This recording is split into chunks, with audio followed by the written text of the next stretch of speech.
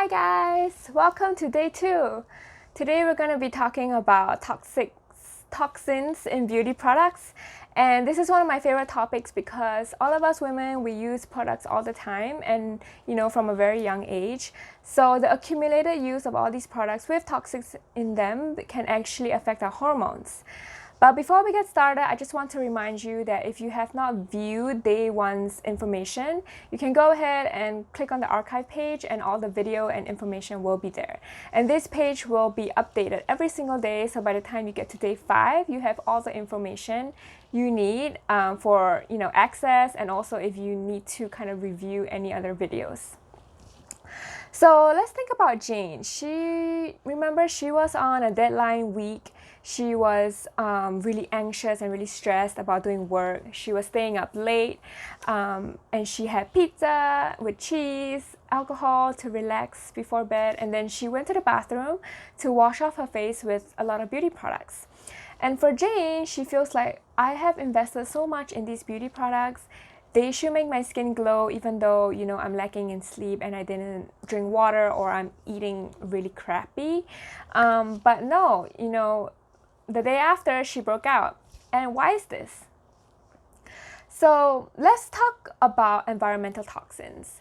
So by now in the modern society, our toxins come from a wide variety of sources, including the air, our home, water, food, even your furniture. They have all these like plastic coatings and flame retardants that actually leach chemicals or off-gas chemicals into the air.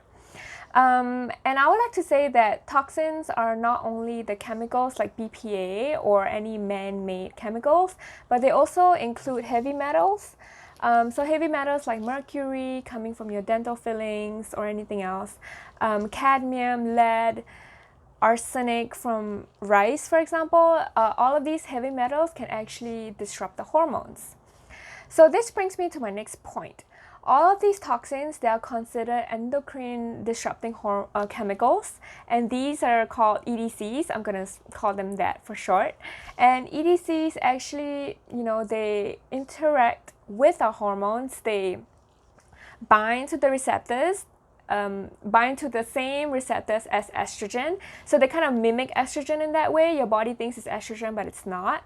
So in that way, they actually disrupt the signaling between your brain and your ovaries.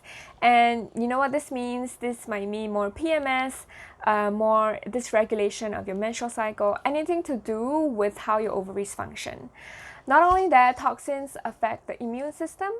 We have a weaker immune system due to all these like invaders that the body recognizes, and over time, as the more and more toxins we inhale or put on our skin, which gets absorbed, our body's like, what are all these invaders? And they are constantly, the immune system is constantly pumping out an inflammatory reaction, and over time, it's just not going to do it very well anymore. And this is where inflammation can really pave the way for worse skin.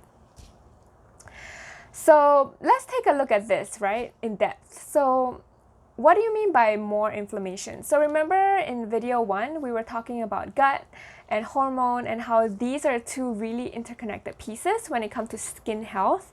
So if you think about it this way, the toxins in the environment, they're going to enter your bloodstream.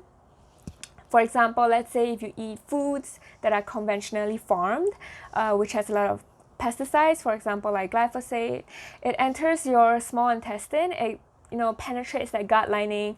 Over time, it causes wear and tear on your gut lining, causing leaky gut. And these toxins can actually enter your bloodstream. They enter the immunological barrier, which means that it meets the immune system head on, and it can cause a lot of inflammation. So this inflammation can then contribute to skin health, the worsening of the skin health, for example, acne development or dry skin.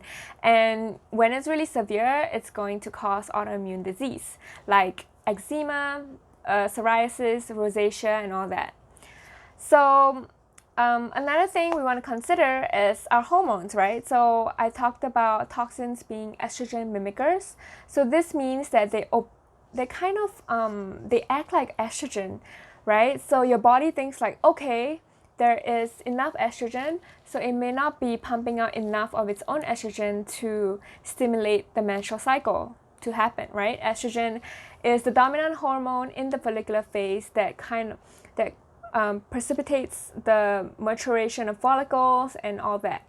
So if you have a synthetic estrogen coming in from toxins, and this also includes birth control pills, your body's not going to be able to make its own endogenous hormone, and this will definitely affect fertility rates, your reproductive system. If you have PCOS, this is going to worsen the irregularity of your menstrual cycles. It could worsen it could worsen PMS, and all of this, it stems to estrogen dominance.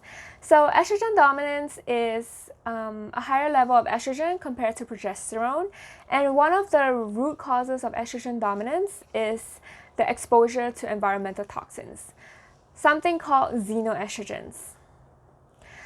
The last thing I want to talk about for toxins is that toxins are lipophilic loving. So this means that they love fat. So whenever they enter the toxins, they enter the body, they actually accumulate in your fat cells. And this means that all the adipose tissue around your stomach, the tummy fat that nobody wants, but we all have it.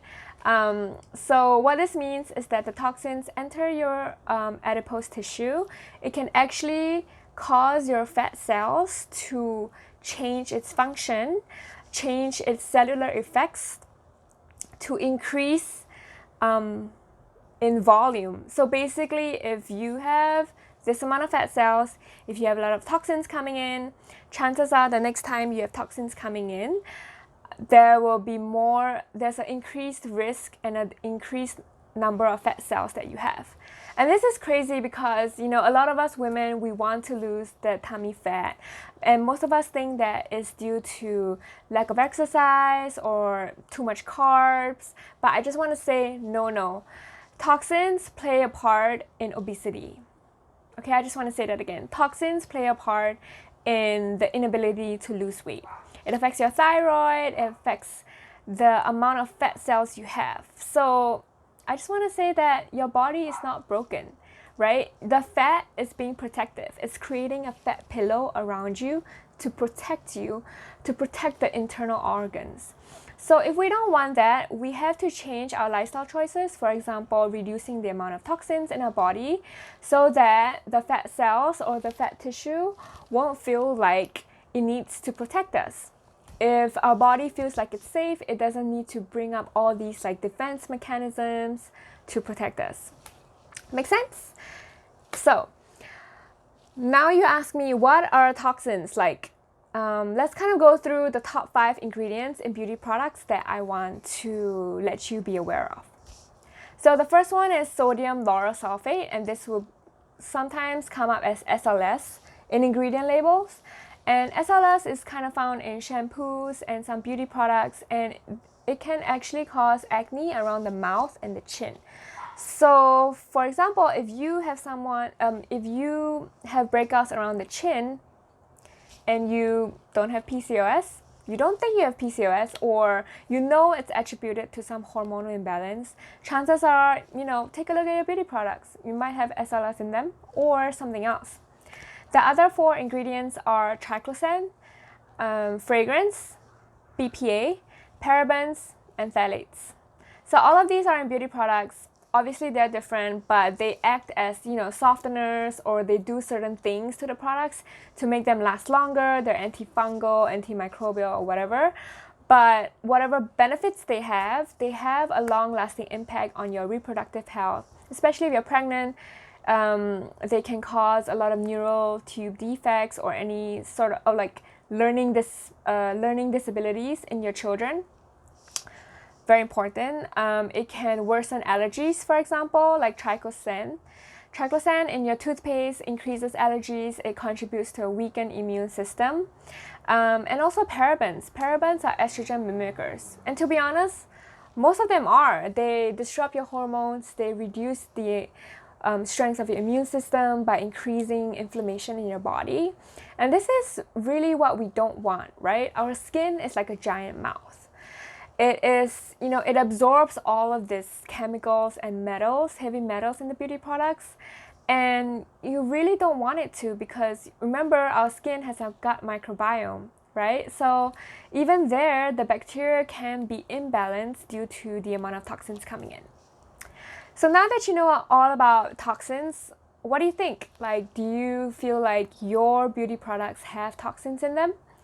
I want you to go to the Facebook group right after this video, post a photo of your favorite beauty product, include the ingredient list if you want, or see if you can identify an inflammatory ingredient in them. And no worries, I'll give you a link to a site where you can read more about potential carcinogens and chemicals in the ingredient lists, aside from the top 5 that I told you about, and identify which ingredient in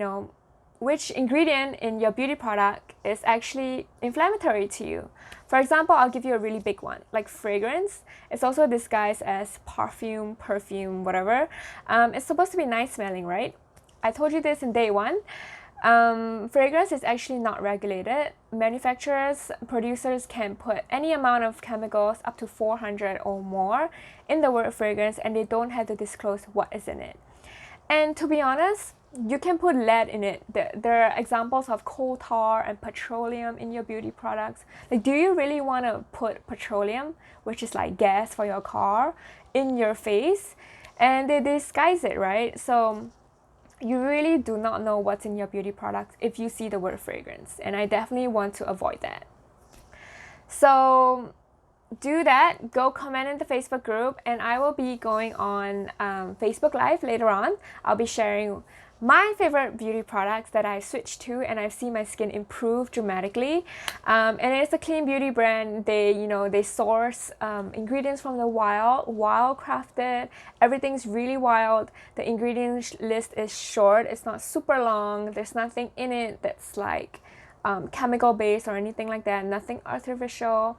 So if you're interested, make sure you watch the replay of the Facebook Live or show up live if you can. And I'll see you there. So just bear in mind, tomorrow we're still going to be on the topic of inflammation for the skin, but the topic is going to be shifting to food. And I know that all of you want to know, what should I eat for skin? So until then, I'll see you in the group.